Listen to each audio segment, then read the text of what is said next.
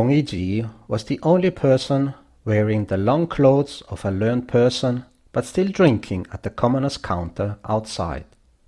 He was very tall, pale, often with scars on his face, and he had a messy white beard. His long, scholarly shirt was dirty and torn, as if not patched nor washed for years. He always talked in some gibberish which nobody understood, and since his family name was Kong, after a while people gave him the nickname Kong Yiji out of these half-understood words. As soon as he arrived at the store, all the drunkards looked at him and laughed. Some shouted, "Kong Yiji, you have a new scar on your face."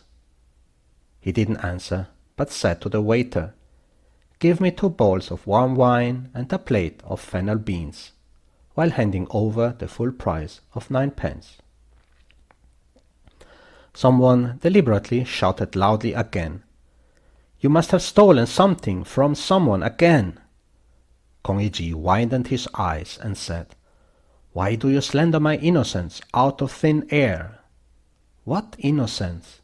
I saw you steal books from the He family the day before yesterday, and they were beating you up."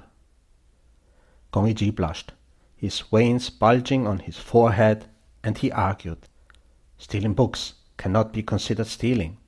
Stealing books? How can the affairs of a scholar be considered stealing?" Then a train of incomprehensible words, one after another, such as "gentlemen are poor" and "borrowing books," which made everyone burst into laughter.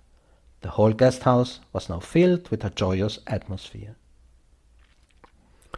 People say Kong Yiji had studied for the imperial examination, but failed the admission test and could no longer earn a living.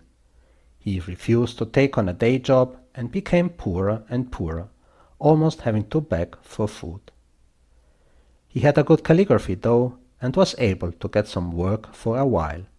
However, he was weak and lazy, and often indulged in drinking, so that he had to sell his books, papers, pens, and inkstones. In the end, his customer dwindling away, he had to resort to occasional theft. In our guest house, though, his credit score was excellent and he never delayed payment. Even when occasionally out of cash and the landlord had to note his name on the blackboard, he would pay his debt within the month, so that the name of Kong Yiji would be wiped off the board in time. I am Lao Cao.